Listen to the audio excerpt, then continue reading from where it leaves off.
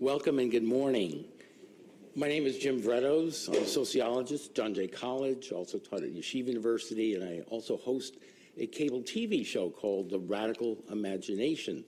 And I'm so happy to see you all here for this interesting, this absolutely necessary and provocative panel, The Independent Power Towards a Party for Working People. And let me just start off with some very brief comments, and then we'll introduce our guests and panelists. In 1962, a political manifesto was written primarily by a young progressive student activist, Tom Hayden, and a small number of University of Michigan students. It came to be known as the Port Huron Statement, and the student activist movement, Students for a Democratic Society, was born. It became an embodiment of ideas, feelings, and actions for a new movement of young people during the 60s. But even more importantly, it was an attempt to establish a living, ongoing dialogue with society to lay out a radical vision for a better future, a classic statement of principles for a new left and an agenda for a generation. It raised non-ideological call for participatory democracy, both as a means and an end, based on nonviolent civil disobedience and the idea that individual citizens could help make social decisions determining the quality and direction of their lives. It boldly stated that the imperative task for publicly disinherited groups was to demand a democratic party responsible to their interests. The peace and civil rights movement challenged the so-called peace and civil rights credentials of otherwise liberals, threatening and actually running candidates against them. In short, they consciously built a base for challenging the loci of power, the two-party duopoly that the major parties of their time represented, the policies of the power elite and the prison military-industrial complex. The apathy felt by so many young people, in particular in those days, was at first subjective, a felt powerlessness, a resignation and cynicism before the enormity of events. Their participation in the political process and electoral voting campaigns didn't really matter. The results and policies would be similar, whatever party got in office. The subjective apathy of millions of workers, ordinary people, students and others, was encouraged by their objective situation. They were structurally separated as people from power, from relevant knowledge, from pinnacles of decision-making.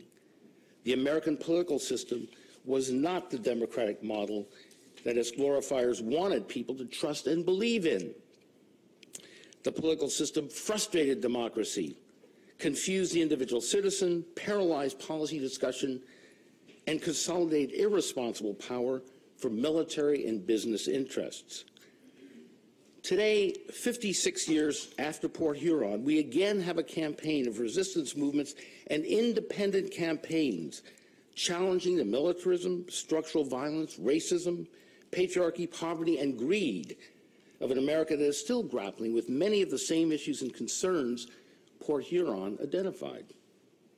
Both major parties have initiated and perpetuated wars and military adventures around the world, increased profound levels of economic inequality, unleashed ecological disasters, and created a society of moral bankruptcy and amnesia, non-accountability, loss of trust and integrity.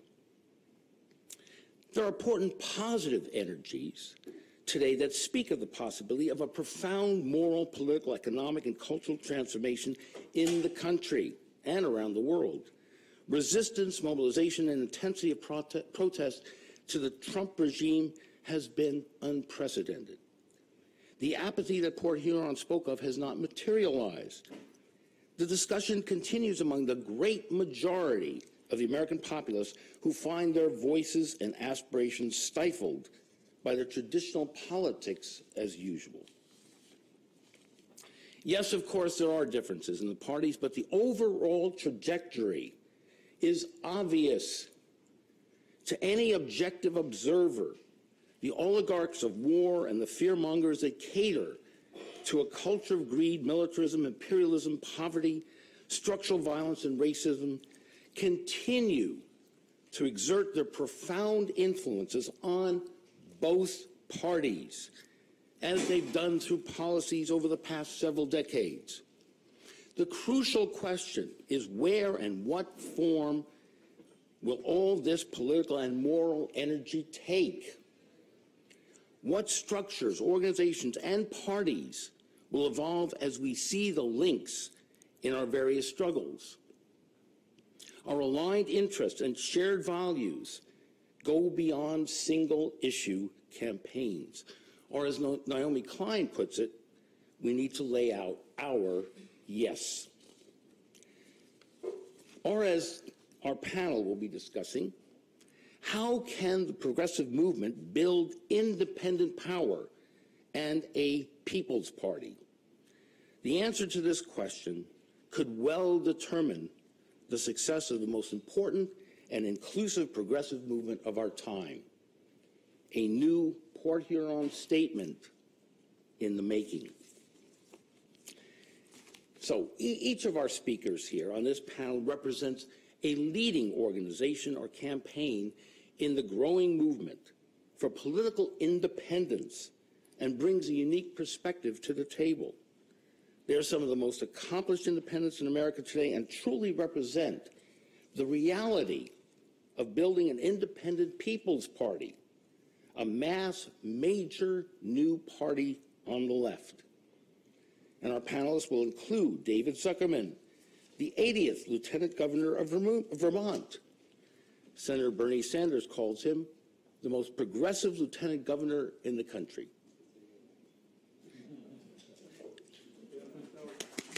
All right.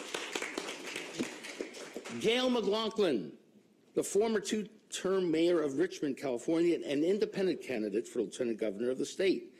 She is a founding member of the Richmond Progressive Alliance, a corporate-free grassroots political coalition which is spreading to several other cities across the state.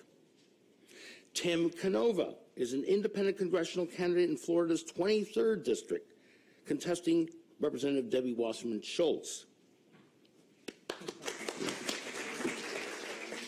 Appointed by Senator Sanders to serve as an advisory committee on Federal Reserve reform in 2011, along with such leading economists as James Galbraith, Robert Reich, Jeffrey Sachs, and Nobel laureate Joseph Stiglitz, he currently teaches law and public finance at the Nova Southeastern University Shepherd Broad College of Law in Davie, Florida. Nick Brana is the intrepid founder and national director of the Movement for a People's Party, the major national nonprofit at the helm of the rapidly growing movement for a new progressive political party. Nick was previously the National Political Outreach Coordinator with Bernie 2016 and a founding member of Our Revolution, as well as its first electoral manager. Eljeer Hawkins is a grassroots organizer, writer, and speaker on issues of race, criminal justice, and the historic Black freedom struggle. A longtime member of Socialist Alternative and an activist with Black Lives Matter, he tours internationally discussing systematic racism and has lectured at Harvard, Hunter College, Oberlin College, Clark University, and the University of Toronto. So thank you again for being here. For the panelists, we will have some brief remarks by each of the panelists, and we'll go in this order: Eljeer, then David, then Gayle, then Nick, and then Tim. And we perceive that we'll have ample opportunity and time to have a freewheeling discussion between the panelists, between you and the audience here. So without further ado, Eljeer.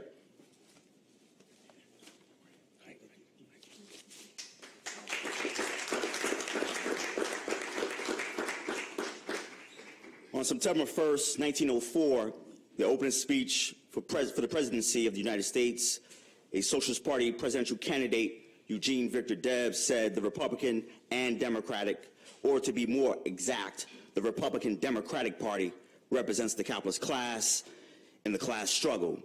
They are the political wings of the capitalist system, and such differences that arise between them relate to the spoils and not principles.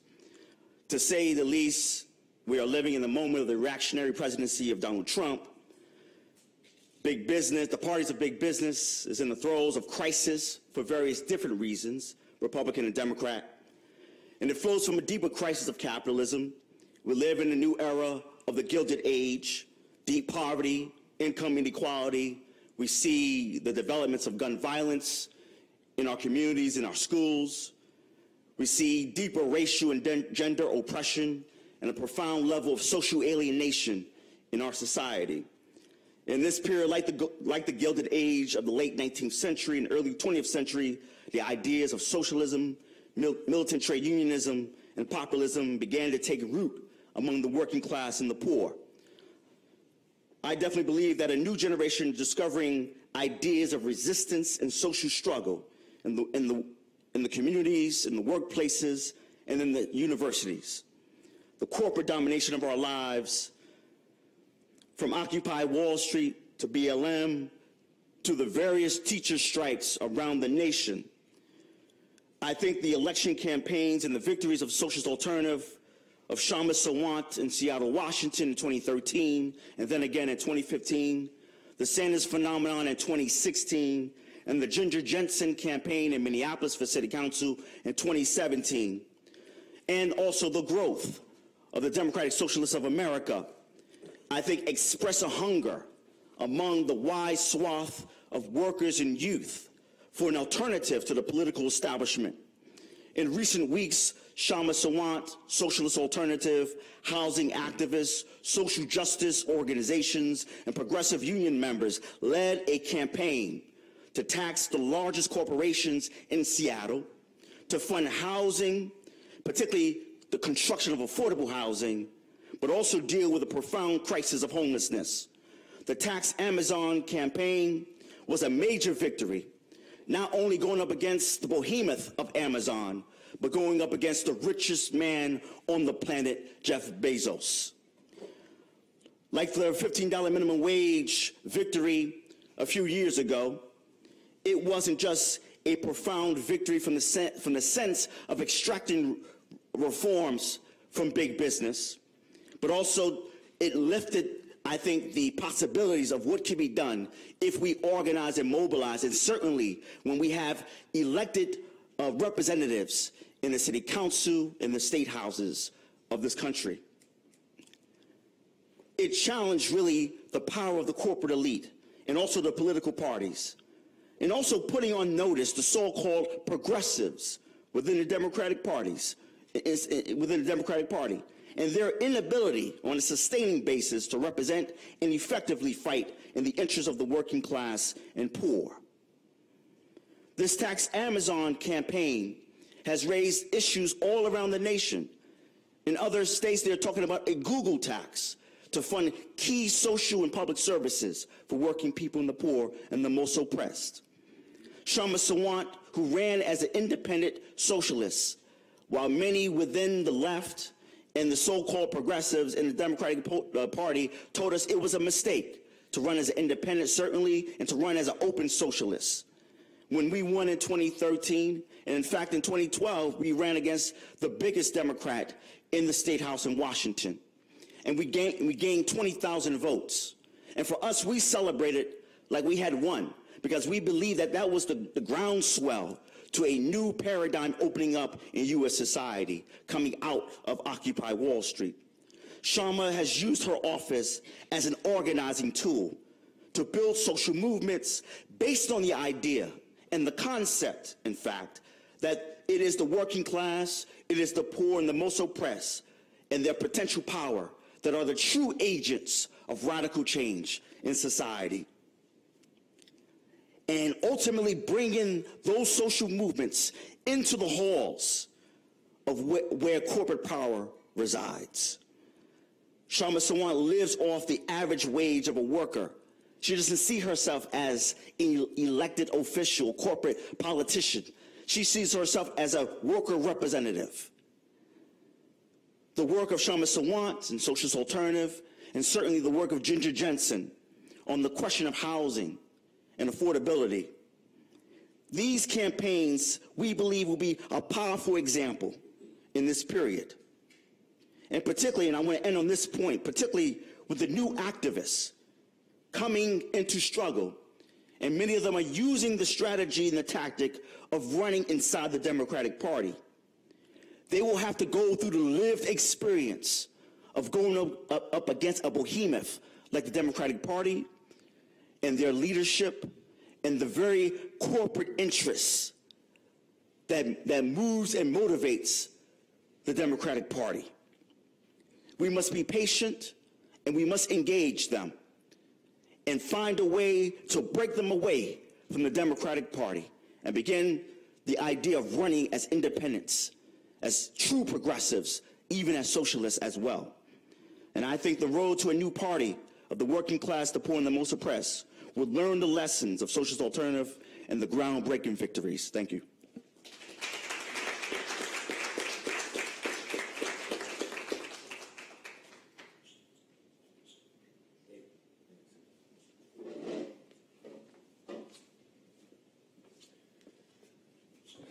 Thank you. That was excellent. So in Vermont, we have probably one of the most established third parties in the country with respect to elected office. I'm the Lieutenant Governor of Vermont. I do happen to run in the Democratic primary as well as the progressive write-in, but I served for 14 years in the House solely as a progressive, starting campaigning in '94 as a student at the university, losing by 59 votes and then winning a couple years later.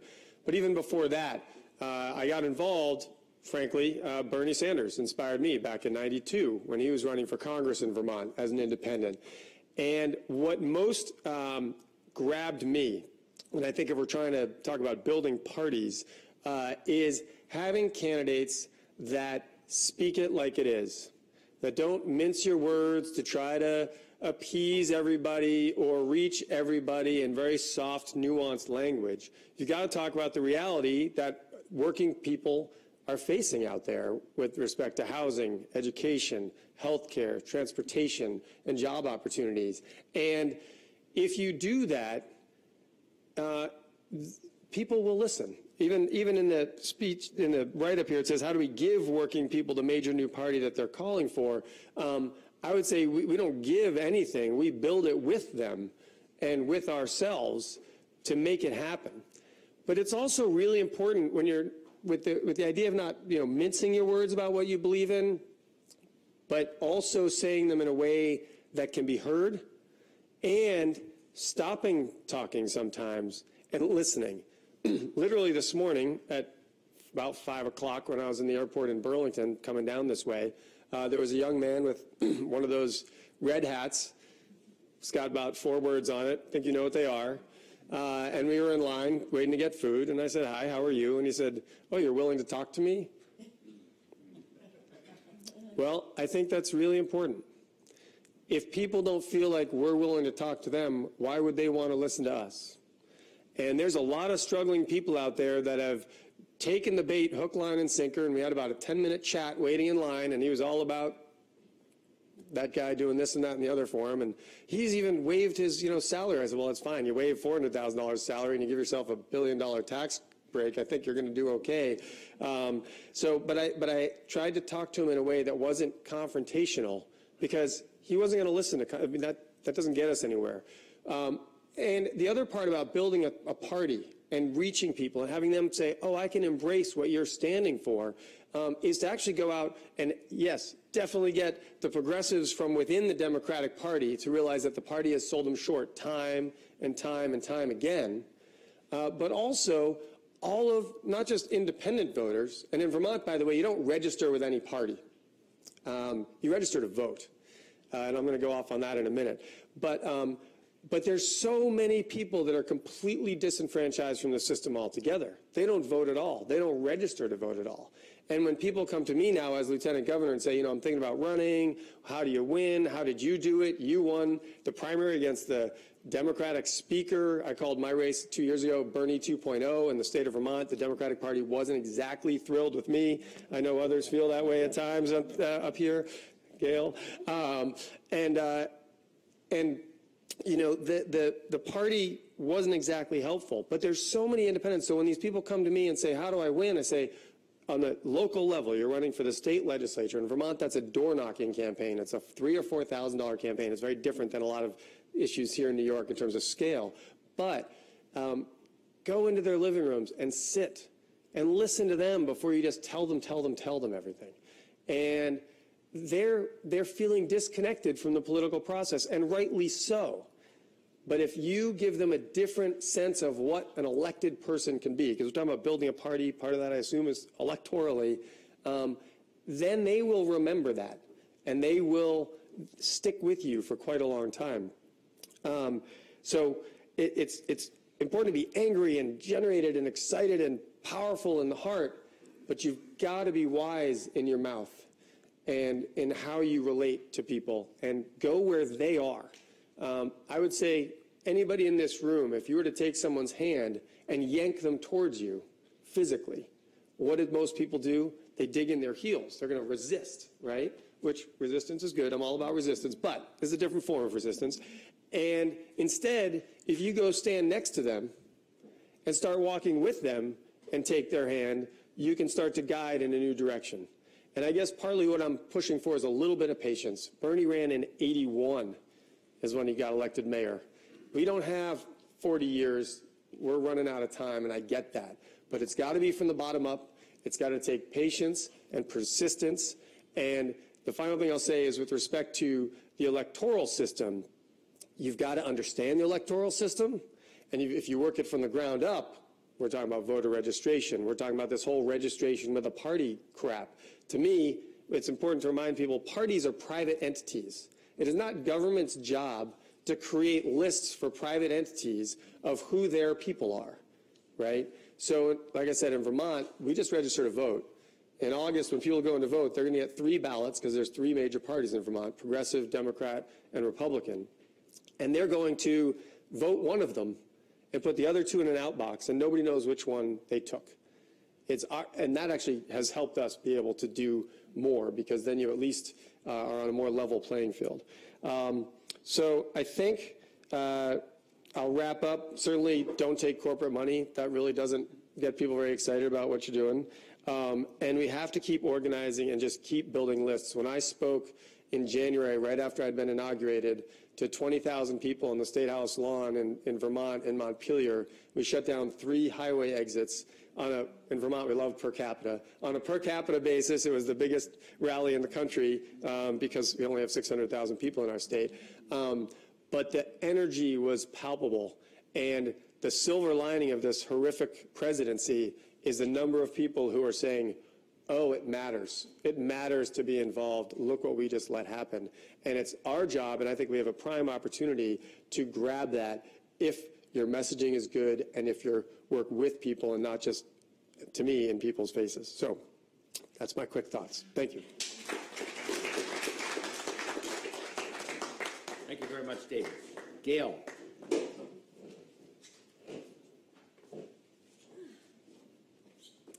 Well, hello, everyone. It's great to be here. Thank you for inviting me to be a part of this panel. As was stated, I'm the former 2-term mayor of Richmond, California. Richmond is a city across the bay from San Francisco in California. I'm also a co-founder of the Richmond Progressive Alliance. I'm a candidate for Lieutenant Governor of California. I've served 13 years as a corporate-free, taking no corporate money, elected official in Richmond. I was the first corporate-free council member in Richmond back in 2004. I ran and won that race, and ran and won all 4 of my campaigns, 2 for mayor, until I turned out and ran for council again to keep the work going. And I ran and won these races without corporate money, in spite of the fact that we have this big Chevron oil refinery in our city that spends millions of dollars to try and push back on progressives. In 2014, for example, Chevron, now this is in a city of about 110,000 people, Chevron spent $3.5 million to try and defeat me and other progressives, and we all won, and all the Chevron-funded candidates lost. So we say in Richmond, if it could be done in Richmond with the money might of Chevron trying to stop us, it could be done anywhere. And because of this work that we did to push back on this big oil company and win elections, we have made some major progress. But first I want to share that I may have been the first corporate-free elected official in Richmond, but by far not the last. We, as of November 2016, we have 5 corporate-free council members sitting on the dais in Richmond out of 7 total. So that's a super majority. Now that took us a little over a decade and a half. And previous to our forming the Richmond Progressive Alliance, the whole city council was in Chevron's hands. Chevron had funded, purchased everybody, and intimidated the whole city council and city officials. So we really changed the composition of the electoral officials in Richmond. Now, why did we do that? Because we wanted to change the quality of life for our residents, and we were able to make some massive changes, a massive transformation in that regard. We raised the minimum wage to $15 an hour. We passed the first new rent control law in California in 30 years. We reduced crime dramatically, a 75% reduction in homicides by addressing root cause solutions for crime. We also got over $100 million in additional city taxes from Chevron. We limited their pollution. We took them to court for damages to our community. We also became part of a community choice energy program where our residents get cleaner, greener energy. We supported our immigrants. We're a sanctuary city, supported our public schools, and so much more. So how were we able to do this? Well, we were able to do this because we advanced independent political power by building the Richmond Progressive Alliance, the RPA. And the RPA was formed in 2003. We came together regardless of party preference. Some were Greens, some were Progressive Democrats, some had no party preference, some were Peace and Freedom Party members. And we decided to build local political power, build a local movement, and run candidates without corporate money for local office. Now, over the last year and a half, I've been part of the RPA outreach team. And what we started doing was giving presentations to other cities throughout California and other places to share the RPA model of organizing. Get people on the dais without corporate money, build a local movement, work shoulder to shoulder with the community. And we were really reaching out more and more, but we wanted to reach out further. So I decided to take on this race for Lieutenant Governor of California because we knew our message would travel further when you have the stage as a candidate, a statewide candidate. So we launched the campaign as an organizing campaign. And now we have the real possibility of a victory on June 5th, just a few days from now, in California's open primary if progressives come out. And so some of the successes that we've had over the past year in this campaign is we've rallied progressive forces up and down the state. We've worked with and been endorsed by Bernie Sanders, Our Revolution, and 38 OR groups in California, National Democratic Socialists of America, and a dozen DSA chapters, State Green Party and Green Party chapters, Peace and Freedom Party, Socialist Alternative, Movement for a People's Party, Ralph Nader, Bill McKibben, and many others. We shared the RPA model with hundreds of groups, thousands of individuals, and at least a dozen new progressive alliances have emerged following the RPA model. So that's what we're all about. We reached out and educated millions of voters with social media, texting, phone banking, and email. We embraced other corporate-free candidates. There's like 30 or more candidates that are also running corporate-free, and we've been dubbed the Gayle force. And so, we're really a force together, standing for housing, healthcare, education, environment, et cetera. And the whole idea is to build this big progressive tent. With OR groups, with the Green Party, Peace and Freedom Movement for a People's Party, Socialist Alternative. Now, OR, of course, is mainly progressive Democrats. We don't discourage them. You know, they are fighting a good fight that they believe they could win within the Democratic Party. But we also make it clear that some of us are committed to organizing outside the Democratic Party because we see the Democratic Party so entrenched with corporate power, and we cannot wait for the prolonged struggle to be resolved. So that's been our focus and our strategy. And in terms of the bigger picture to reach a major People's Party, first of all, let me just say this. Political parties and candidates are needed to participate in the electoral process. And most of us think that by participating in the electoral process, we can change and better our lives. But that's only partially true. It's only true if political parties and candidates are about building working people's power.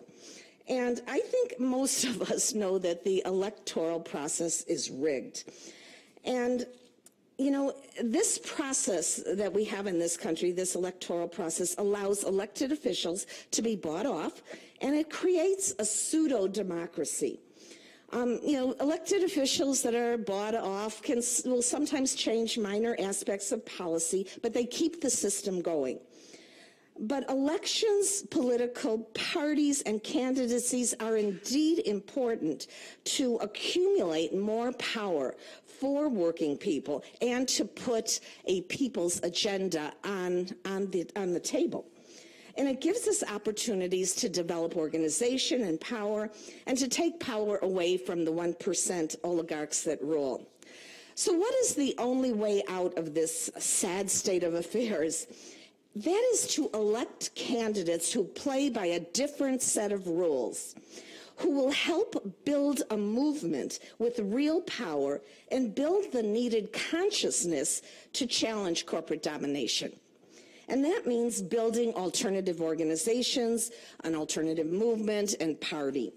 And that party and movement needs to be not dependent on the corporate party that rules in government. And the candidates need to be committed to building organization and people power. And they have to see their job not as working with other elected officials, but as building the movement outside of the established machine.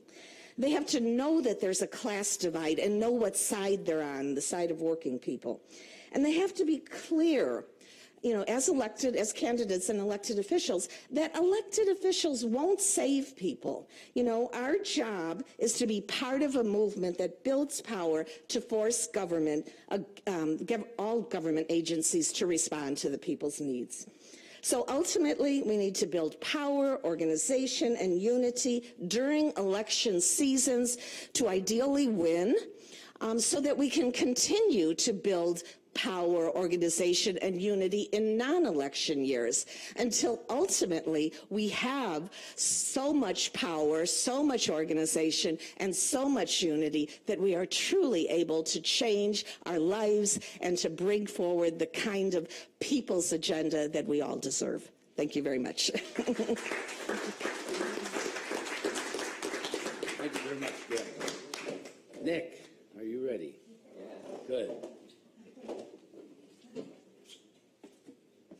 All right, thank you, Jim. Thank you, Eljeer, David, Gayle, Tim, sisters and brothers. I'm so grateful to be here with you today and with a panel that really represents the power and potential of independent politics right here.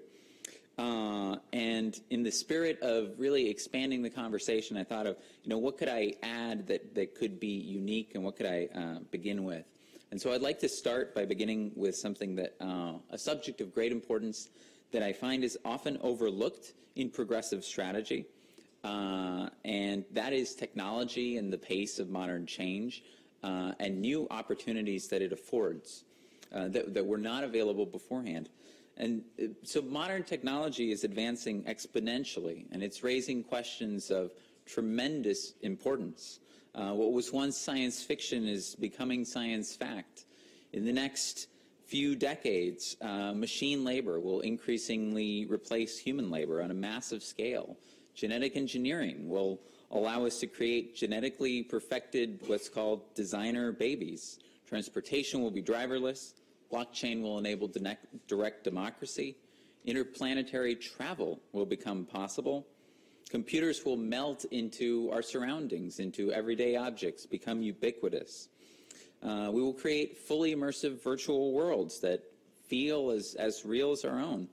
Radical life extension may enable the end of human aging, and machine intelligence will exceed human intelligence. These are the things that are being discussed in these particular fields of science and technology at the time.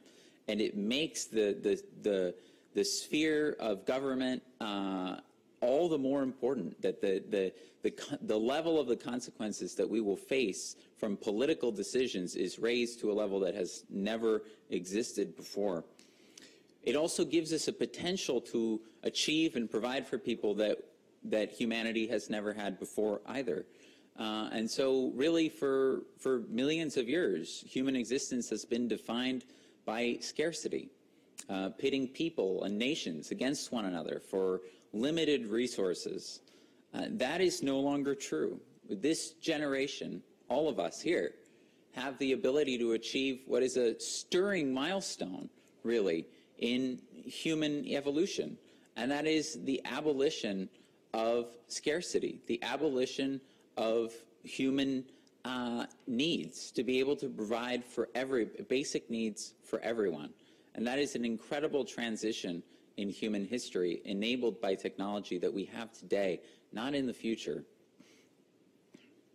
So in the coming decades, the economies of scale will shape the 20th century, that shaped the 20th century, will give way to the distributed production of goods and energy on the household level with 3D printing. Energy will be clean and renewable. Additive manufacturing and open source design will drive the marginal cost of production down to near zero. Technology will dramatically increase our potential for global abundance. But the peril is going to skyrocket, in fact, right alongside the promise. The nuclear weapons are going to be joined by several new existentially threatening technologies with each passing year. Bioweapons, nanoweapons, artificial intelligence, and other technologies with the power to wipe out humanity entirely will grow more powerful and will proliferate into more hands, just as nuclear weapons have. So our economic and political systems will act as threat multipliers, and they will determine whether we fall on the abundance side of that potential given to us by our technology, or on the self-annihilation side. And if we remain in a conflict-driven society characterized by soaring inequality, sweeping deprivation, sectarian intolerance, the risk of catastrophe will be extreme. Applying our potential to create an abundant and harmonious world is not just a moral imperative, it's a matter of survival for all of us. So in every age, advances in technology have set the stage for economic, political, and social change. The printing press fueled the Enlightenment and allowed Thomas Paine's common sense to spread like wildfire across the American colonies, igniting the Revolutionary War. In the past 2 decades, the Internet has democratized information in a sweeping revolution comparable to that of the printing press. The Bernie Sanders campaign, on which I worked as a national political outreach coordinator, was born from the Internet. People discovered him on YouTube. They spread the word on social media. They organized and distributed volunteer teams, and small dollar donations poured in through his website. At the same time that we're gaining new tools for evolution, unprecedented ones, we're in the midst of a historic shift to independent politics.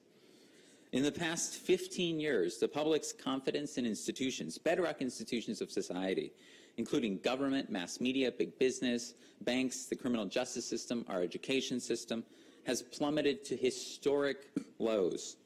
Tens of millions of Americans have left the Democratic and Republican parties and become independent. The number of Americans calling for a major new party has reached a record high. Nearly 2 out of every 3 people, and an even larger share of young people, 71%, are now calling for a major new party. And 2/3 of people are saying that they are not going to vote in the midterm elections because the existing establishment parties are so corrupt. There are now almost as many independents as there are Democrats and Republicans combined. There is a swelling ocean of independents struggling to acquire basic necessities to survive and fed up with the establishment. And without a party, a major party of the left, to give them expression, a vacuum that gives the right and Trump really room to grow and to fester. Moreover, this loss of confidence and affiliation with the establishment parties shows no sign of stopping.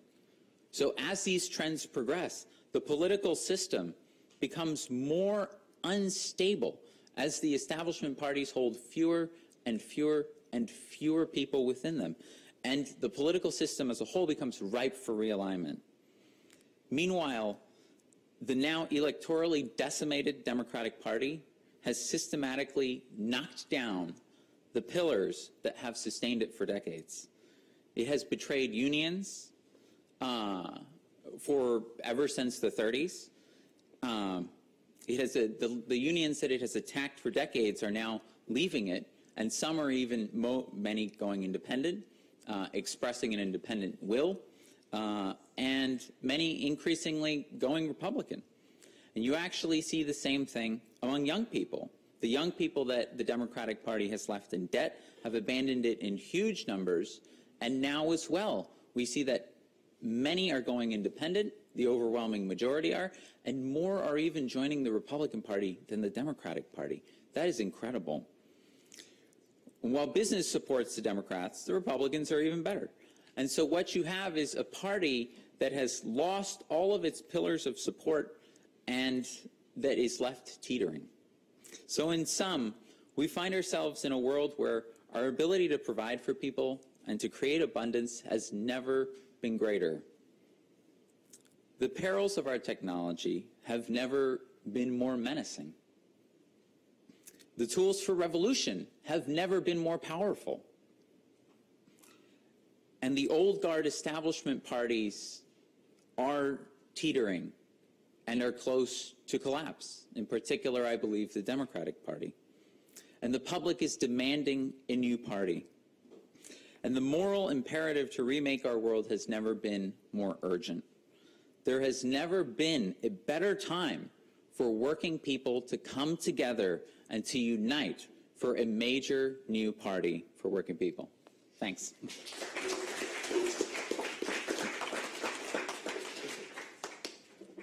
Thank you, Nick. Tim. Thank you so much. Good morning, everyone. And I'd like to thank Nick Brana for putting this panel together, and James Vrettos. And it's an honor, it's really a thrill to be with my fellow panelists who I've admired from a great distance for a long time. This is not the first left forum I've spoken at. I was here a few years ago speaking as a law professor. I'd been toiling in the wilderness for a long time as a law professor, criticizing the Washington Wall Street consensus. What is that consensus?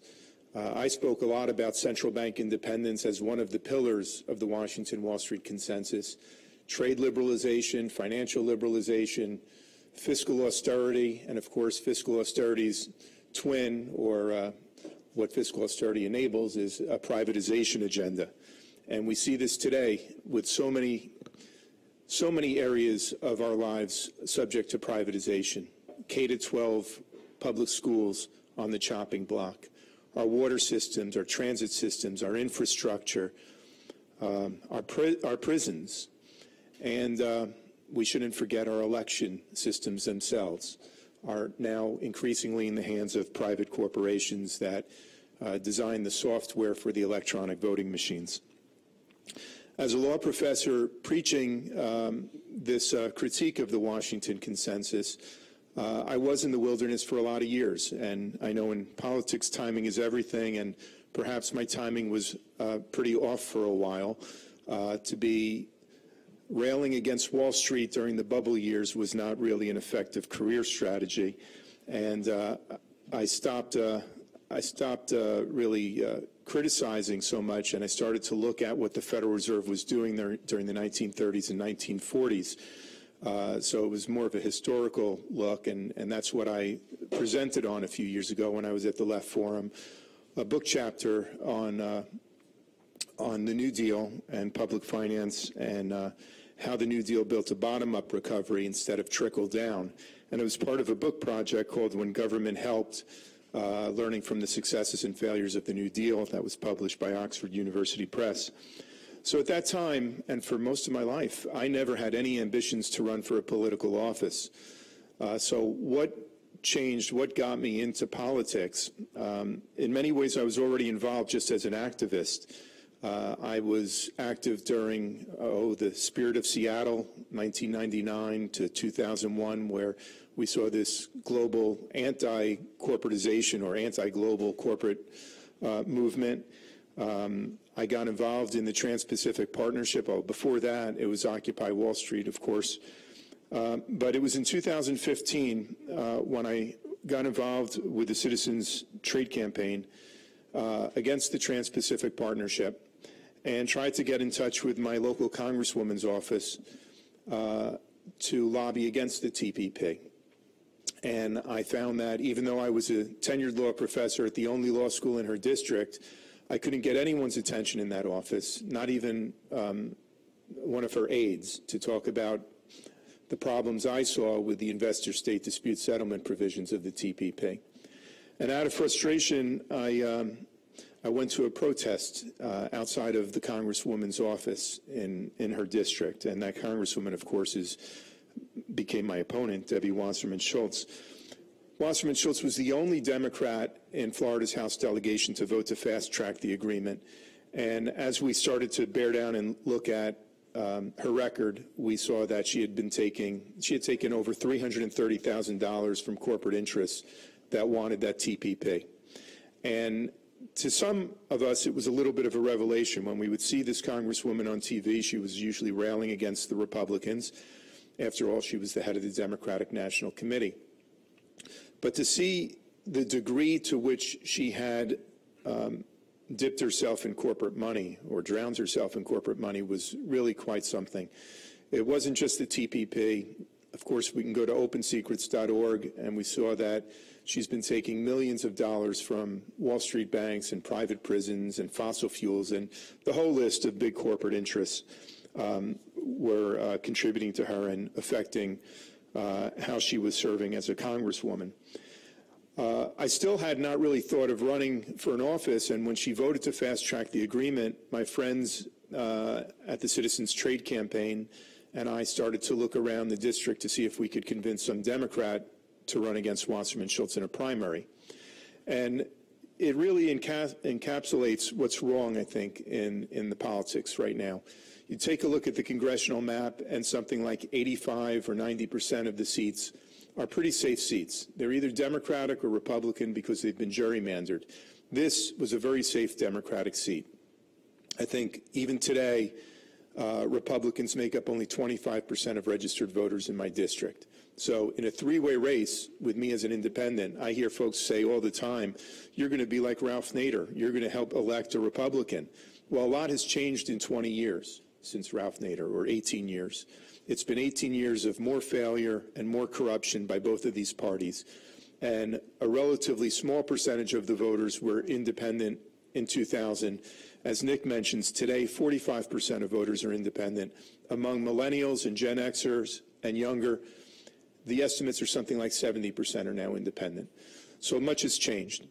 Well, back to the story. We tried to find somebody who would run against Wasserman Schultz, and of course we couldn't find any politicians who would do that because she was the head of the DNC. So folks started putting the bug in my ear, and I really didn't want to take on that kind of a challenge, but I will say that Senator Bernie Sanders very much inspired me to step up. He was calling for ordinary folks to step up to the plate and to start doing things outside of their comfort zones, such as running for office. And I'm very glad that we did, that we challenged her. And it was quite a campaign in 2016.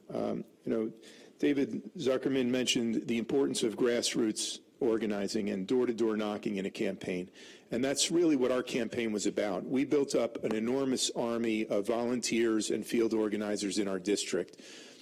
We had 4 field offices in the district. With volunteers and organizers combined, we had at least a couple of hundred souls knocking on doors. We were knocking on 10,000 to 12,000 doors a week in the August heat and humidity of getting ready for a closed Democratic primary. And what was that door knocking like? My opponent, she was paying canvassers to pretty much drop literature on a door and go to the next door. Our folks were very well trained on the issues. They were not just leaving literature, they were having conversations. This was democracy in action. They were not just delivering our message, what our issues were about, but they were engaging in a dialogue with the voters to find out what was it that was on voters' minds. And it shouldn't be too surprising that what voters in my district were talking about, I think, are the kinds of issues that are of concern all over this country right now. Jobs, income, health care, housing, and education. My own feeling is that we are in year 10 of what has been a Great Depression for most people in this country. I know the official unemployment rate is below 4% now, and I can't think of more of a fantasy than that official unemployment rate. There are a lot of folks who stay in the kind of dead end or low wage or stagnant jobs they have because there's nothing better for them to go looking for. They're not considered unemployed. There are millions, tens of millions of Americans who have dropped out of the labor force, demoralized, dejected, discouraged workers. There are millions and millions of folks who are working multiple part-time jobs. They want a full-time job that has some kind of stability, that has some kind of benefits, and they can't find it. And yet, we've had 8 years now, 10 years of uninterrupted economic growth. But this is a classic trickle-down recovery. The Federal Reserve stepped in, gave trillions of dollars of support to the biggest Wall Street banks and hedge funds. They've been doing better than ever. You take a look at how the income has been distributed in the past decade, and almost all of the income is going to the top 1%, and a shockingly high percentage of it going to the top 0.1%. So right across the board, whatever, all ages, all genders, all races, this is what concerns the American people and the people in my district. And the establishment parties have fallen far short in addressing the needs of the people. So we waged a vigorous, inspiring campaign in 2016, and when the race ended, I just want to give you a little bit of a background as to why I decided to run independent. A couple of months, well, I should say almost immediately after the results came in, I was hearing from election integrity experts from around the country who had started to analyze our election results and informing me that they had serious misgivings. They thought that the official results were way off. I will say that our internal numbers, based on knocking on 10,000 to 12,000 doors a week, also raised a lot of concerns to us, that it didn't match up with the 13 percentage point defeat that we had. So about 2 months after the election, I decided to put in a public records request to inspect the ballots in about a dozen precincts out of about 200 precincts. We thought if we go through the ballots and they match up pretty well, then we verified the vote. We can put all the suspicions to rest, and we can concentrate on the issues like jobs and health care and education that resonate with so many voters. Little did I know what an ordeal it would be. We put in 3 public records requests, and the supervisor of elections of Broward County stonewalled us for 7 months. Last June, I brought a lawsuit to inspect the ballots. In the state of Florida, every citizen has a right under the Florida Constitution and under our public records statute to inspect ballots. Well, we filed the lawsuit in June. In September, the supervisor of elections destroyed all of our paper ballots in violation of federal law and state law. Just about 3 weeks ago, a circuit court judge ruled in our favor, granted a summary judgment, ruled that the supervisor violated these laws, federal law. These are criminal statutes, subject to 1 to 5 years in prison. If that's not bad enough, the supervisor destroyed the ballots while the lawsuit was pending. It constituted destruction of evidence. So we're still waiting to see what the consequences will be. Shockingly, the supervisor has not been fired yet, and there's not been a criminal investigation yet. You would think the Republicans would have every incentive to do so, and the fact that they haven't really raises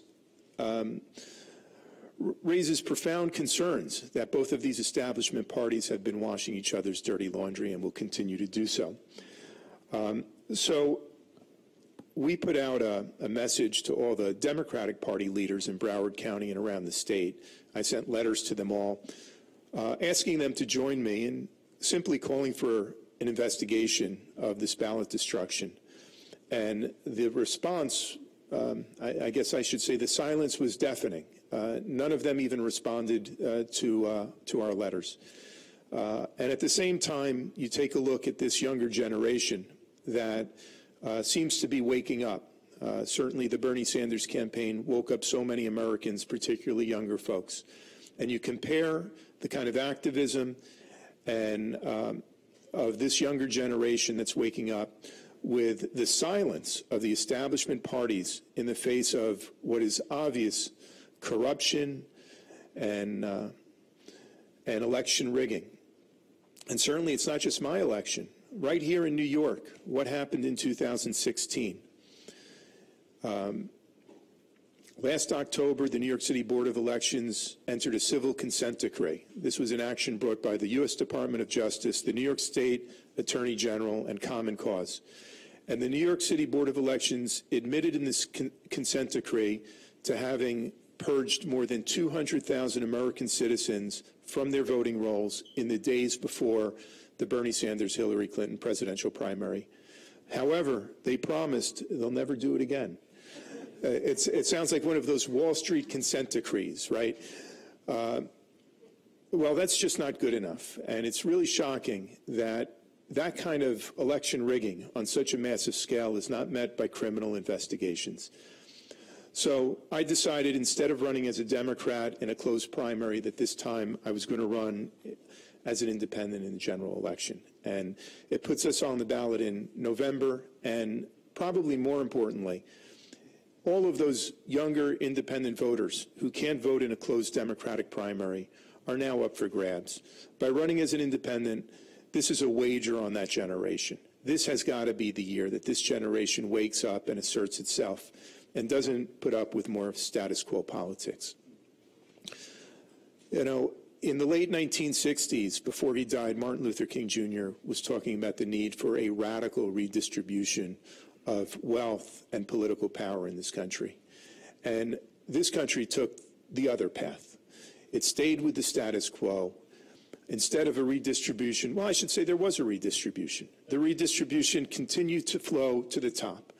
The top 1%, the top 1/10 of 1% got wealthier and wealthier and more political power than ever before. Now, King was calling for it in 1968 when he died. He was calling for a GI Bill of Rights for his generation. The GI Bill of Rights that did so much for my parents' generation, for those who were returning from World War II. It was really kind of the New Deal on steroids when you think about it, that you take 16 million returning veterans, and suddenly you say, thank you for your service, and in return, you can have a free higher education at any university, public or private, anywhere in the world, with a living stipend. You get the Veterans Administration, medical care. You get low-interest loans to start a business, low-interest loans for a mortgage. Am I leaving any benefits out? I'm not sure, but you get the point. A GI Bill for all races, King said, was necessary to uplift people. It was overdue in 1968 when King was calling for it. My God, is it overdue now? Well, I just want to say thank you for having me here. I'm looking forward to the discussion. Thank you.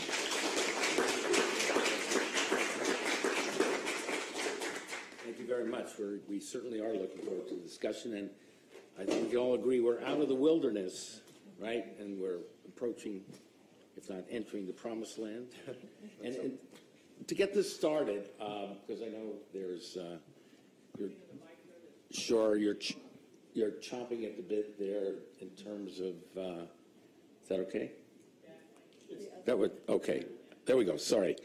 We want to open up the discussion to the audience and also interact with the panelists. So let me start off by actually extending what Tim finished with, and that is the Poor People's Campaign. And my question to the panelists would be this. I know that Nick, you and I have been committed and involved in direct action with Reverend William Barber and the new Poor People's Campaign.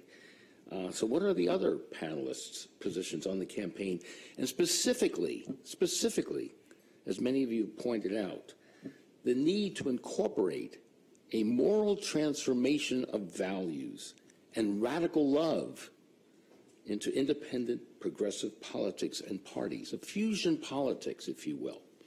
And I do mention the term radical love, if I can, to plug my own, another panel that I'll be doing tomorrow at noon, which I hope many of you will come to. And it's entitled Radical Love, with Susanna Heschel and David Kim, James Gilligan, and Bandy Lee. So what do you all think about the need for a moral transformation? How does independent left politics, an independent party, relate to that?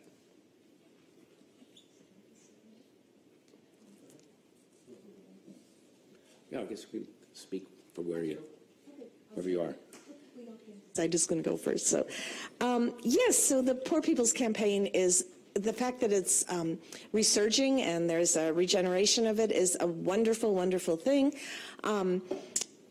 King, had he lived longer, would have been, really advancing us so much more at that time as he was moving into the realm of economic justice with this Poor People's Campaign. To see it now move forward and with the direct action and really being so radical is really inspiring. In terms of moral transformation, I think that ultimately is our goal. For example, the Richmond Progressive Alliance, the organization that I co-founded, we decided to come together based on our progressive values, which are values of morality, economic, social, environmental justice, grassroots democracy, and we decided to form an independent, an independent movement. It was very important to us to be independent of the establishment, and at that time I was a Green Party member. Now I'm no NPP, no party preference, which is why, as in my candidacy for Lieutenant Governor, I'm trying to bring so many different progressives together. So I think the radical love aspect of this is also very important. I always say that we have to move forward as progressives with kindness towards each other. And I think David brought out how, talking to a Trump supporter, how when you talk to them, or when you talk to anyone and look at them as human beings and listen, you can bring forward that understanding that we're all human beings, and you find out that really at the core human beings have more in common than difference. And so the way I always say is we have to come together in solidarity as brothers and sisters with kindness, but we have to have a backbone stronger than has ever been seen, because we have to stand firm against those that want us to bend and be flexible and get into office to just, tweak things here and there and compromise. And, we have to not water down our politics. So that's the strength, that's the backbone. But in terms of how we build our movement, we have to do it with radical love. If I can jump in. Jump in. Yeah, absolutely. And, anyone free to jump in. But I've been so glad to see the resurgence of the Poor People's Campaign as well, so inspired. As Jim alluded to, he and I were arrested with Reverend Barber and Liz Theo-Harris and 150 others in Washington, D.C. A few weeks ago in the first direct action, where we took the streets, literally blocked First Street outside of the Capitol. and 1,000 people were arrested across the country. It's the largest, most distributed act of civil disobedience or kind of coordinated, simultaneous act of civil disobedience in this country's history in that many states. So it's very, very impressive development, and really, I think, very much like Standing Rock, injects a kind of spirituality and morality back into the narrative of the left, where I think we have really allowed in this country the right to hijack the kind of moral imperative, and particularly a religious imperative. Whereas, as Reverend Barber says, Jesus was a poor person, and that is who he stood for. And I also want to say that King and Franklin Roosevelt, they spoke of economic rights. That is another thing that they had in common. And of course, King, at the end of his life, when he was planning the 1968 Poor People's Campaign, it was geared towards a multiracial fusion coalition of the working class to fight for economic rights. In FDR in 1932, in his initial platform, ran on a second Bill of Rights, which is now being picked up by Progressive once again. It's in our platform as the Movement for a People's Party. And it speaks to something that I like to talk about, which is our potential. I find that the movement, one of the things we need to do is we need to adjust our definition of possibility. And so the media, pundits, the establishment operates on a definition of possibility that is political possibility. And so what essentially that is change and possibility within the confines of the establishment parties and their billionaire donors and their interests. We need to expand that definition to really its technical and scientific definition. That is, what does our technology, what do our resources permit us to accomplish? And what King and FDR spoke of really is truly revealing. That second Bill of Rights in 1932, more than 80 years ago, spoke of providing all basic necessities: food, education, health care, shelter, the right to leisure, the right to freedom from monopolies to everyone in the country.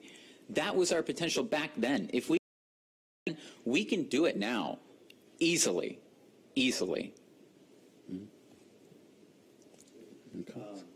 Certainly, this is a very crucial, important year, because it's a year, an anniversary, the 50th anniversary of 1968, a year of struggle, of revolution, of possibilities for the entire international working class and left. And I think when we think of the new Poor People's Campaign, it is a continuation in many respects of the King's work, certainly. But also, I would say that what's going to be even more important, outside of the arrests and the demonstrations at the various state houses and institutions of big business, it's going to be important, how does that translate to everyday organizing and mobilizing in communities that may not participate, at those events? And that, to me, is going to be the crucial question that I think faces this version of the Poor People's Campaign. And I think, for example, the work of Socialist Alternative around the question of the Fight for 15, I think that was expression of Dr. King's work. The Tax Amazon campaign, I think that was an extension of that work, because it speaks of the vulnerable. It speaks of trying make sure people live a dignified life in this society among mass wealth that's accumulated at the top levels of the society. And even the most pertinent question is facing everyone on the planet is housing, and how do we fight for those things? And the expression, I think the greatest expression of radical love that I think what King expressed, a kind of a radical democratic socialist, Christian, rooted ideas and struggle, is the question of solidarity. and the reason why he picked Memphis as the place, the starting point, certainly, of the Poor People's Campaign in 1968, and using that as a springboard to say that you work, but you don't make enough money to even buy a hamburger. And I think we've come to that point in American society where there are many people who are working who can barely put food on their table. So I'm more interested in say, how does all the activities translate into everyday organizing and mobilizing and get into communities and neighborhoods that frankly need the organizing to take place, or the assistance to organize to take on the key issues facing folks. Absolutely. While we're waiting for a couple more comments, yeah, those in the audience, if you can make your way over to the microphones over here, that would be wonderful. And just form a line. We'll take two at a time. And but before. Anybody who's connected with the organizers of the conference, when this panel ends, you can mention to them that it would be great if they could adjust the temperature in this room. It is cold. It's cold? It's cold. It's invigorating. Well, we have people from Vermont here, right? I mean, but Yeah, it was 85 in the fields yesterday on my farm. This is freezing. Okay. But we'll fix it. But go ahead, Dave. well, I'm just going to be pretty brief because to get to the questions. But Right. you know, one of the things that's obviously different today than 50 years ago is social media. The ability to organize and get information out there is really important because obviously almost everything people learned 50 years ago is through the mainstream media and typical media, and we now have an opportunity to get the story out in a much more direct and truthful way. You know, I think it's interesting.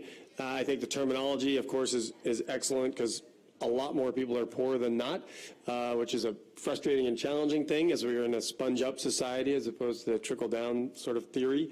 But utilizing social media, I can just say in our office we have a weekly town hall half-hour thing at lunch where I sit and talk with a couple folks from either issue organizing or a legislator in issue organizing, sometimes with different perspectives, to have a conversation that people can see and continue on in comments and we can respond to. But we had folks on this year from a group in Vermont called Vermont Interfaith Action. And, you know, Poor People's Campaign and the Christian faith. If you look at most religions around the world, they're really focused on caring for those that are challenged economically and challenged with housing, challenged in so many different ways due to societal circumstances or individual unfortunate luck. And the religious imperative has been hijacked by the right in a fundamentally very distorted way. And it's very exciting in Vermont anyway that there's an interfaith group reaching across. You know, we've become so tribal, from the two-party binary thinking to obviously the quote war on terrorism and obviously the current president's remarks with respect to 1.5 billion people around the world that have a religion that cares about very much the same things that many U.S. religions, and there's many Muslims in the U.S., so it's even improper to call it U.S. religions. We have to go back and reach out to those communities and what those fundamental beliefs are and work with them. So I'm excited about it. I'm glad you point out that it is an interfaith and movement, Poor People's Campaign. Absolutely. And also those who have no faith, too. So we're talking about... Yeah, I'm not a particularly knowledgeable person. I'm not particularly... I'm Jewish. Same here. Okay. So we're... yeah, go ahead, sure. And then we'll get to the audience.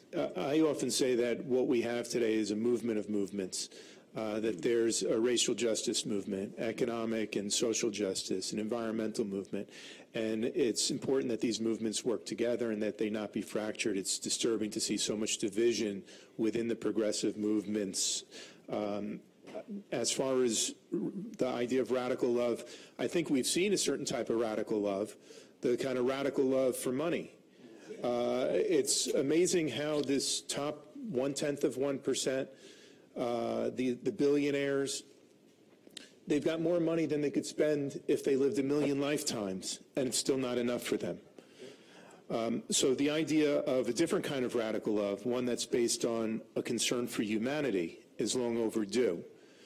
To put people ahead of profits, I know it's a slogan, but that's what I think unites us. That's the kind of radical love that we need more of. I'm inspired by Reverend Barber's incredible leadership on the Poor People's Campaign. It's an example of how anyone from any party can mobilize around the issues to be effective. He teaches that there's three things that are most important. Intention, that we work with the best of intentions, integrity, and inclusion. And that's really all that matters. If we could come to the table with integrity, in the spirit of inclusion, and with the best of intentions for humanity, that's the only way to make progress, and progress for all. Thank you. Amen. Okay. So, listen, we have a lot of people up here. Please have some radical love for your fellow questionnaires. Make your questions as short as possible, not comments, okay? And we'll take two at a time. So, short, sweet, concise, and to the point. You know, I could not be in more sympathy with most. I don't think that mic is on. Okay, the mic is being turned on. Okay, I could not be in more sympathy. He is. Yeah, with what's been said and inspired by it. But I think that we need to look at what's happening not so much backward in 1960, but what's happening in Europe right now. And that Trump is not just a phenomena of America. Trump is a phenomena of the transatlantic system and of the pink tide going right in Latin America. So we have another scene rising. And I think that we have to have a very strong sense of strategy and vision. And they're, no doubt, profiling what's happening and seeing how they want to move to squash us. And we have to have that tactical vision to see where we need to go. And I'm just asking if anybody here wants to comment on that. Okay. And radical love. Radical love. Thank you. Universal. Yeah, great cogent points by the panelists. My question is of a strategic nature. The gentleman was talking about talking with a Trump supporter. There are basic things that I think most people could agree on: healthcare for all, breaking up the banks, stopping the wars, etc. Do you think that, from a strategic standpoint, the Progressive Party should either water down or maybe modify some of its hot-button social issues, such as gun control, immigration, and address more of the economic issues that would create a larger tent where we could get more people behind us, both on the right or conservative, quote-unquote conservative, and progressive liberal? Or do you think there's some things that, they should stay true to their, the core issues socially as well as economically? And that's pretty much my question. Thank you. Should we take one more, or should we tackle those two at this point? What do you think? One more. Yeah, we'll make sure everyone has a chance. Okay. So I guess two points. I totally agree with you, Nick. I think the society is changing. I think a lot of young people, and most people, not just young people, but are using the internet more and more. It also creates isolated bubbles, because before we had everybody's watching the same 3 television stations, but it's changing.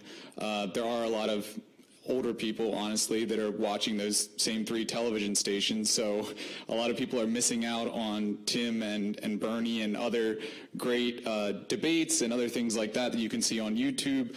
So, and to that point, to your point, David, being authentic and actually speaking to people and having them relate to you is something that Trump did, I think, that totally swung him in terms of him versus Hillary. It was not authentic at all. It was like, Debbie was the same.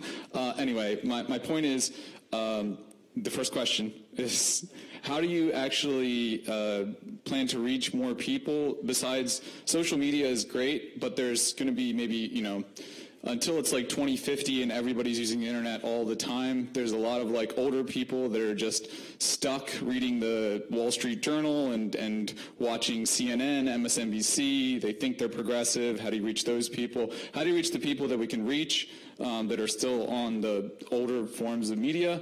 That's the first question. The second question was, when people ask you, you want healthcare, you want all these things, like I see poor people, they're lazy, they come in, they go to the hospital, they're on drugs, all this stuff. That's, how do you reach those people that are like, how do you pay for it? And I usually say, cut the military budget, how do we pay for these wars? But are there other things that you guys use in terms of, for funding? Do you make an economic argument that like long term, this is going to benefit everyone? So those are two questions. How do you reach the people in media, and then the pay for it question? Manhattan Neighborhood Network, radical imagination. That's one way.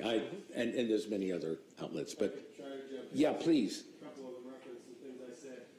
One is with respect to the water down in terms of stay away from gun control. I mean, a lot of safe gun measures are supported by 80 to 90% of the people out there, so I don't think you have to water down that message at all.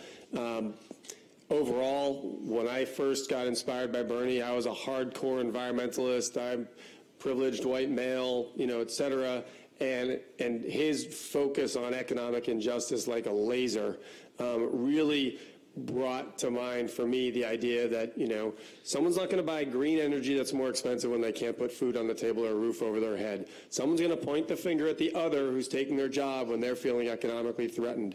And so when we deal with racial injustice, when we deal with environmental injustice, so many of those things come from an element of economic insecurity and economic injustice. So I do think focusing in that direction is important. With respect to reaching people through the media, and by the way, that issue actually goes to the first question around the world. Right now, the biggest challenge we face is resources to population.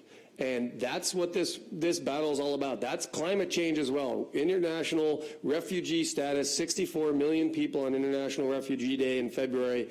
95% of that is driven by environmental consequence, desertification, rising sea levels, resource deprivation, mass movements that then lead to pointing at the other, taking the job. So these things are all interrelated, and we do have a struggle to deal with that. And with respect to media, because these three questions weren't overly related to tie together, institutional credibility, I think, matters to more folks who are in the older category that watch some of those more mainstream media sources. And it's a really hard balance, I'll tell you, as Lieutenant Governor, to try to both be institutionally credible and have the media take you seriously and give you the time to express your views as opposed to how they want to tell everybody what you are.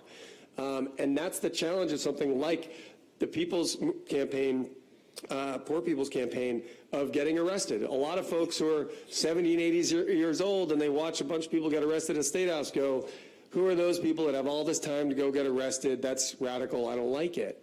And yet it also inspires a lot of folks who are struggling economically. And so really all of that is a balance of finding a way to be credible in the mainstream while being radical enough and pushing enough to inspire people. And one thing is back to authenticity. Always say it like you believe it and say it as you mean it. And the last point I'll make with respect to Trump and authenticity, there's a bunch of people that think he's authentic and think he's fighting for them, and he has been the most masterful chameleon of all. We can't, I don't want to be compared with him with respect to authenticity because I actually believe what I'm saying. And so we have to continue to point out that chameleon factor with him. And it's hard because helping people understand that they've been duped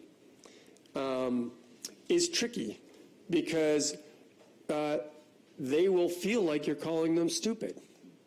And that's a really delicate piece right now because there's about 30% out there that have been duped either through their frustration and anger at others or their own economic challenges that somehow he's authentic.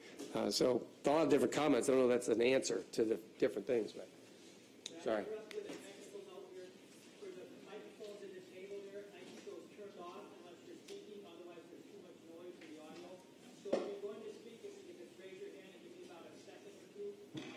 Okay. Got it.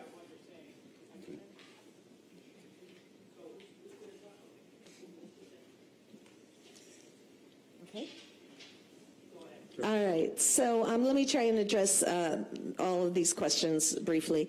So in terms of the comments made about the Trump situation as a reflection of the world pretty much going right, which is true, but it also gives us an indication that we're at a time that's ripe for organizing. I mean, more and more people, and as I go up and down the state of California, have proved that, you know, to my knowledge, to my experience, that they really are ripe for organizing, because the Trump administration has really shown how incredibly dire the situation is to many folks. In terms of gun control and immigration, the social movements, I think we have to continue with supporting them. Absolutely, every social movement is people coming together, gaining power, but we also have to bring about the economic situation. Bernie Sanders' campaign showed how important it is and how much people respond to the issue of wealth inequality.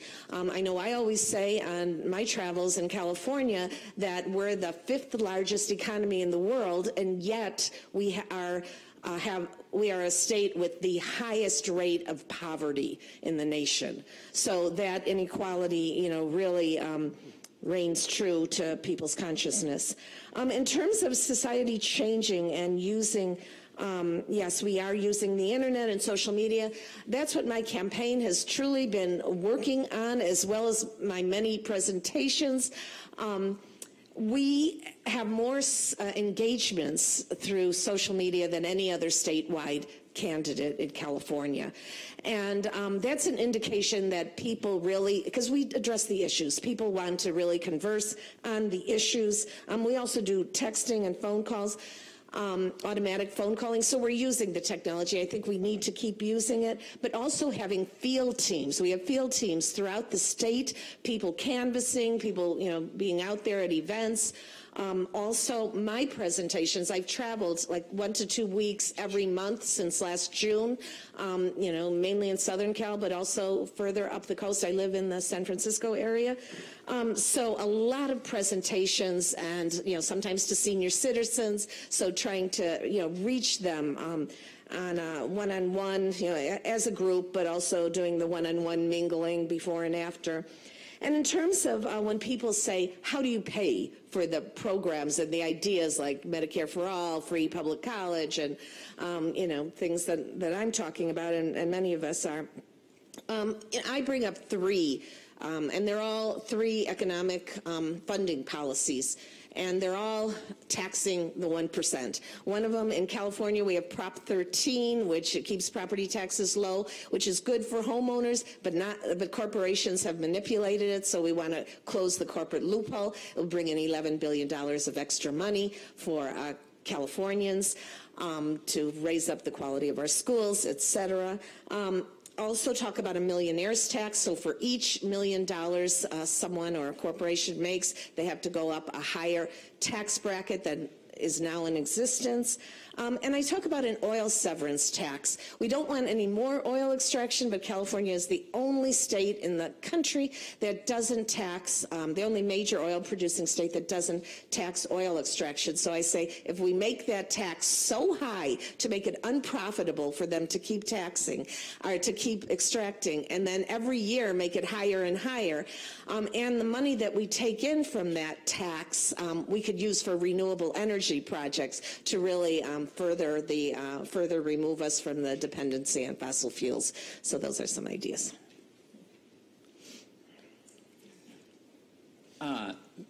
So on the question of Trump, Trump is in many ways the embodiment of capitalism. You know, shallow, completely unprincipled. I don't think he has policies or ideologies, really. I think it's more just nakedly about money. And that's not something that I want to point out, which I think is lost certainly in the media discourse, is that that doesn't represent really a material change from the two parties as they have been in the past few decades.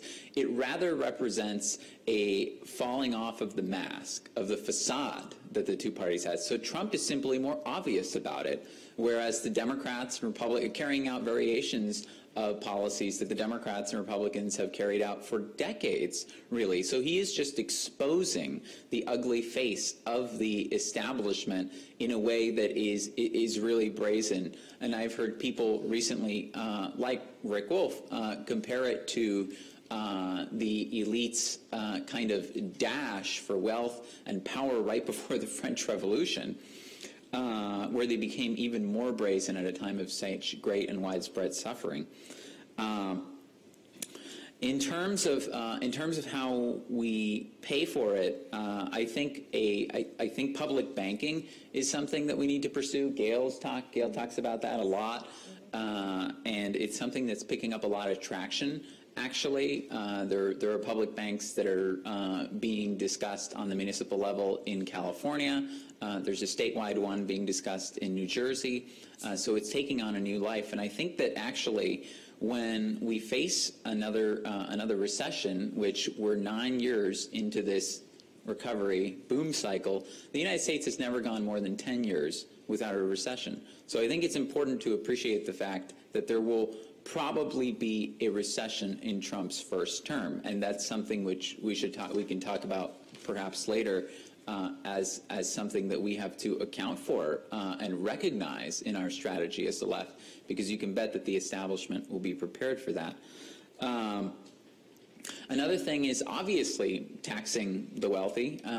In the 40s and 50s, we had a above 90% tax rate, top marginal tax rate. You know, was that when America was great? I keep thinking. The Eisenhower years, right? Yep. The socialist Eisenhower years.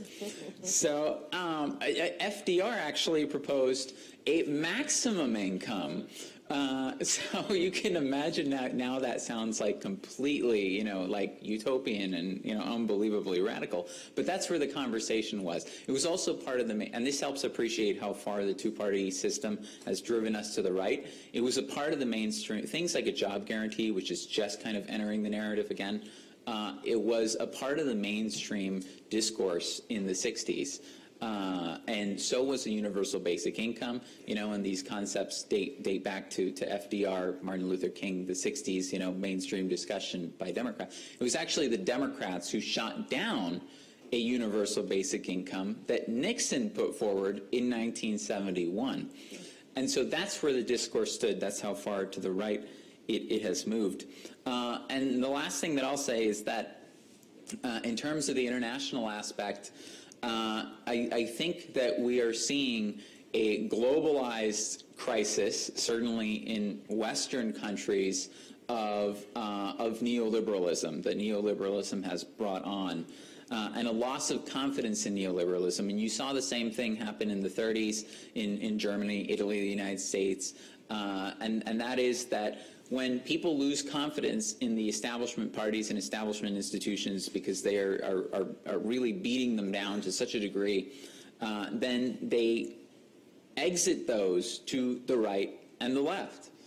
And when the establishment allies itself with the right, as we've seen with Trump, and as we saw in Weimar Germany, with the establishment, the banks allying itself with the Nazis against the communists and to purge the communists from the Reichstag, then what you get is this really dangerous combination where it is the left, it is us who pose a real threat to the establishment and to its power and to its structures.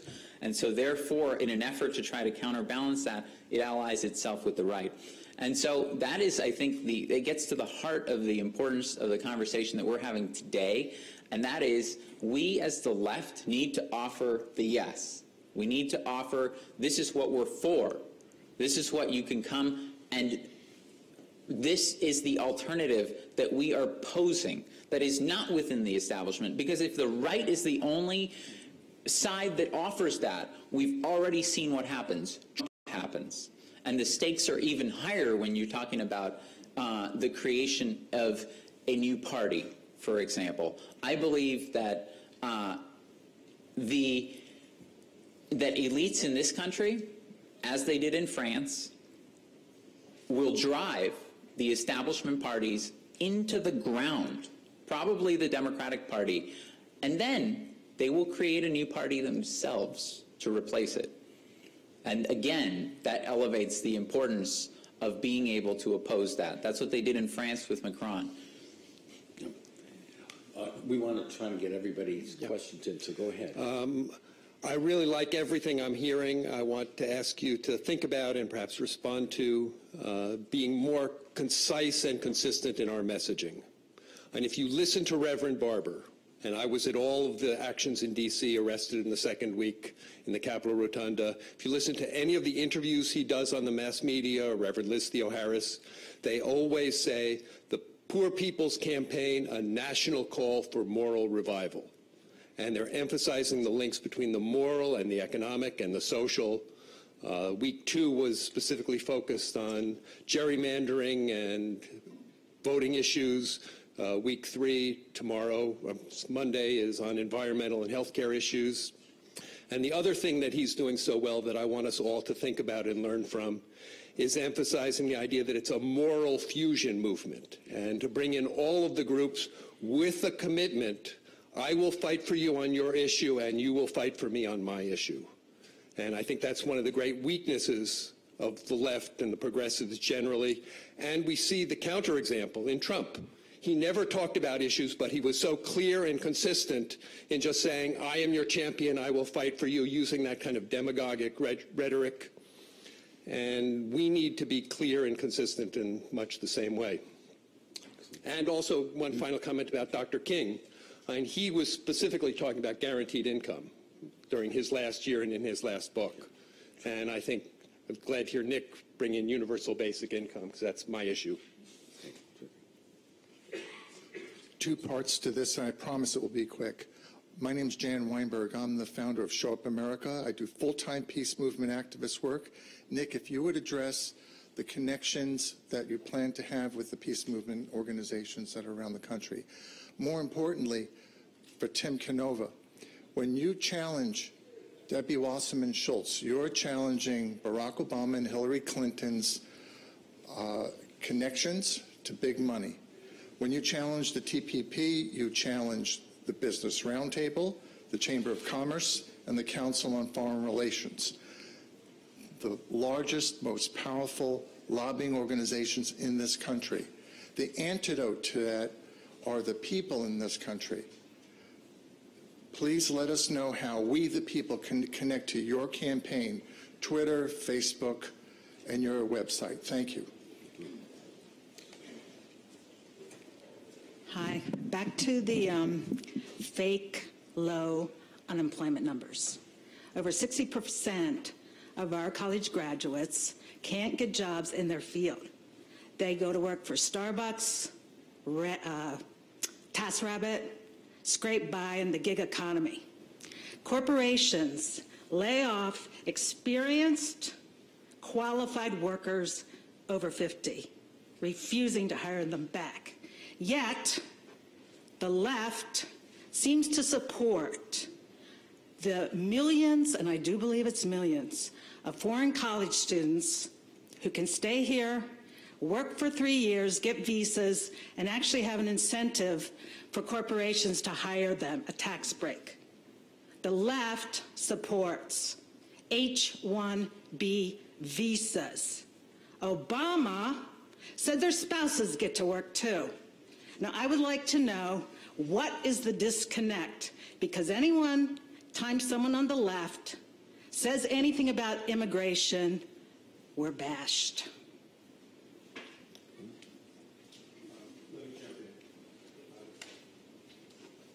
Okay.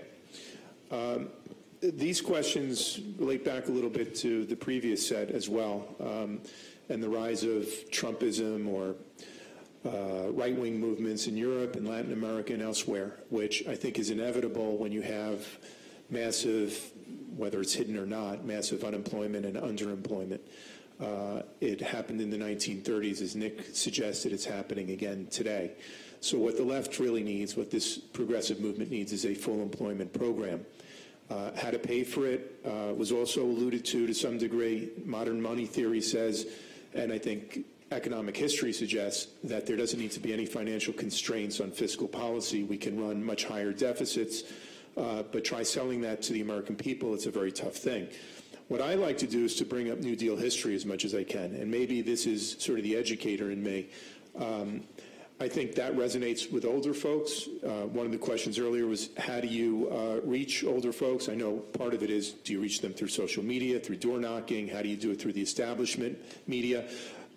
Really all of those, but the message itself, of course, is important. And when you say to them, we're not trying to do some kind of radical left-wing agenda, this is an agenda that this country did so well before. It really is make America great, right? In the minds of many people, the greatness of this country was the New Deal and rebuilding democracies after World War II, for instance. So when you try to reach older voters on Social Security and Medicare, and their pensions, and then, for good measure, how are your children and grandchildren doing? I think that is a way to reach older folks. The need for a full employment agenda has to be, number one, jobs for all. The question about the H-1B visa, I'm hearing that from a lot of folks right now, and they're not right-wing folks. A lot of folks who care about full employment in this country are very critical of importing cheap labor into this country. And I say this as somebody who wants a comprehensive immigration reform. I think it's a big failure of the Democrats when they controlled the White House and the House and Senate that they did not deliver on comprehensive reform. But among academics on the left, for many years, there's been this debate about open borders versus closed borders, and there are some in the progressive left who they actually advocate for open borders, which I don't. It doesn't mean we need to be building 20-foot high fences or walls and have draconian anti-immigrant kinds of policies. I'd like to see pathways to citizenship that are not 20 years in the future, but really right away. And not just for dreamers, but really people who have been in this country working hard. I think we need pathways. But when we're talking about the immigration problem, we have to go beyond just this type of a discussion and talk about the conditions in the countries where folks are picking up and leaving, uprooting themselves to travel, whether it's from Central America or anywhere in the world.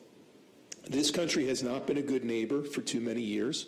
Just look south of the border to Mexico. This country has intervened in so many ways in Mexican elections for decades now, putting its finger, its thumb, its both feet on the scales to try to stop progressive reforms south of the border. Most recently, a coup in Honduras that a Democratic administration essentially supported. We have to stop supporting oligarchs. We have to start supporting progressive movements in other countries where they can have their own New Deals, where they can take care of their populations. And I say this as somebody who is a son and grandson of immigrants.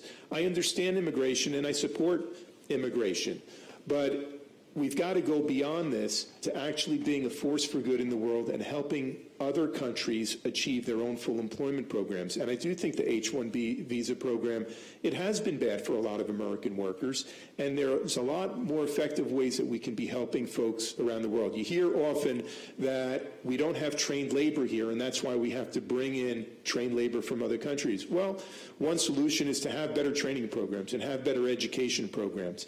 But it shouldn't just be America first and the hell with the rest of the world. If we're going to have those kinds of policies, we absolutely have to be a good neighbor around the world and to be helping foster democracy and progressive reform elsewhere. Nick, do you want to get into the peace movement? Oh, sorry. Yeah. On this question on the consistent voice of the left, I think in many ways we're seeing the reemergence of the socialist consciousness that's been dormant for many, many years. And I think that when we talk about the New Deal, for example, it was the existence of the communist movement, the socialist movement that really put the fear of God, actually, into the establishment, that Roosevelt understood that if we did not pass reforms, that they will come for it all, actually. In many ways, he saved capitalism. And what we have seen over the past number of years, we saw the evisceration, actually, of a lot of those key reforms. I mean, we had both 64 and 65, the Voting Rights Act and the Civil Rights Act. And basically, we're still fighting over the question of voting rights, actually, despite the passage of that key legislation. And so, if a socialist movement is to kind of resuscitate itself, the messaging in the sense of solidarity, internationalism, is crucial. I think the demands to which we fight on, on a consistent basis, really working within and among the grassroots that feel ignored, actually. On the previous question about social media, certainly we should use the technology that's in front of us, but in some ways, as David was pointing out, I think we have to regain, once again, the art of the conversation. We've lost that in many respects. And so what we're seeing in many ways, if the left is to really pose a real challenge to the political establishment, to the system of capitalism, it will have to, in some ways, use the methods of technology, but certainly use the old methods of organizing among the grassroots. This question of low unemployment, and I'm going to stop on this point. The UN will be producing a very special document, and this document is from an investigator who went around the nation, and he's talked about the epic crisis of unemployment, of poverty, and it's a damning document that I think will be coming out later this month. In many ways, those, I think, are the key issues that will agitate, and which is agitating the Poor People's Campaign today. This question of what is the state of working people, the poor, and the most oppressed.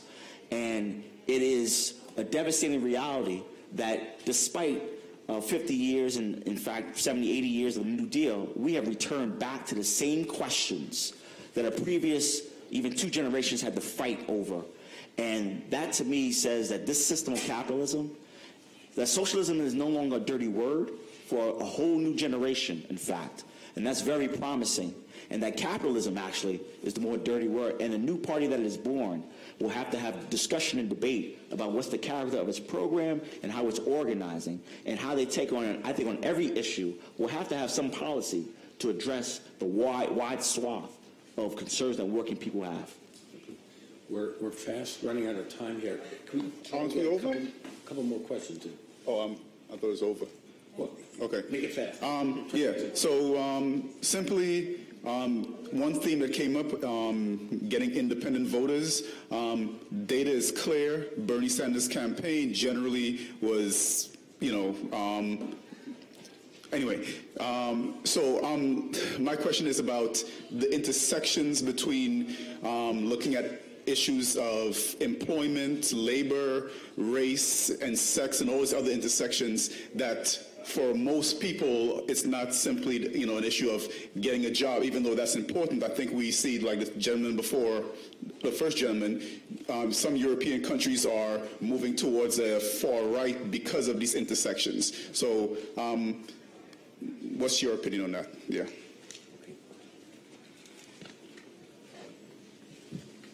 Okay, so let me start out with that, then I want to just touch on a couple of the other questions. So first of all, I definitely, the whole situation of race and sex and sexuality, discrimination, and all that intersect with the whole economic struggle. And so I like to think about the way forward is to develop power, working class power, working people's power, because that means a sense of empowerment in terms of who you are, in terms of your race, your sex, your sexuality, but also in terms of your economic well-being. So it isn't, yes, a guaranteed job, a basic universal income are all important, but also, the sense of having a sense of power in the social structure is equally important. I wanted to touch on the concise and consistent messaging because when we talk about a moral revival, we have to talk about our democracy, or our so-called democracy, which is rotten with greed. We know our economic system is very much rotten with greed, with the wealth inequality, but I wanted to mention that we have to really reiterate over and over again how much our democratic system, and in particular our electoral system, is run by money. And I'll give you an example. In my California Lieutenant Governor race, one of my opponents, her father is a land development owner, owns one of the largest land developments in the country, and he put $5 million into a super PAC for his daughter.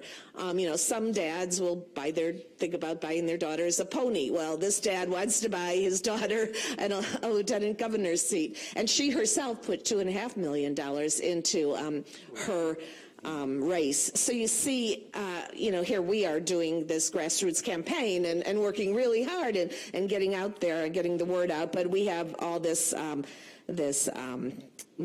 you know, moral or immoral democracy to fight against. And the peace movement, a resurgence of the peace movement is really, really, really needed. I think Tim talked about the military intervention of our country for years and years and years, and also the economic intervention of our country, NAFTA, CAFTA. You know, this has what has created so many people coming here and going through so much pain and suffering to get here. So what we really need is to change those policies, and we need a humane policy with a pathway to citizenship. So thanks. Thank you. Unfortunately, I think we're really out of time. So, oh, please. Okay, wrap it up. And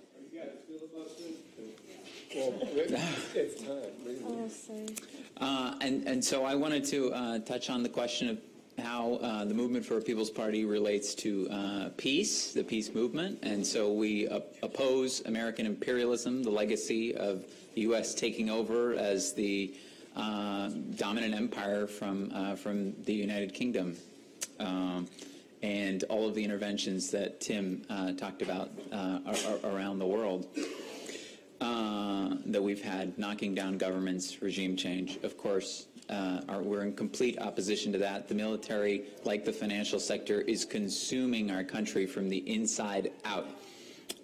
It's 56% now of all discretionary spending goes to the military. If Trump and the Democrats get their way, it will be 66% in a few years. That is incredible and incredibly immoral. And the last thing that I'll talk about is that labor and was brought up a number of times. And so 94% of new jobs created since 2005 are temp jobs, actually, and contract work. That is a radical shift in the nature of work. The country is no longer producing jobs in the way that it was before. And it requires, I think it raises the stakes for organized labor to really to break with the establishment parties and to do what they did in 1996, and that is to form a labor party. In 1996, a number of unions came together to try to form a labor party. It was opposed. They were fighting against the trend of neoliberalism at that time. I believe that they were ahead of the curve. Now public opinion has caught up with them. And so now the conditions, both with the technological tools that empower them and where the public's mentality and its desire for independence and for an independent party have caught up with that desire, and I think it would really break the establishment parties if it happened again. And the last thing that I'll say is that one of the most promising areas to begin is with a new, before the Labor Party, there was a Labor Party advocates organization where labor unions came together, expressed their interest and commitment to building a new party for working people. And one of the,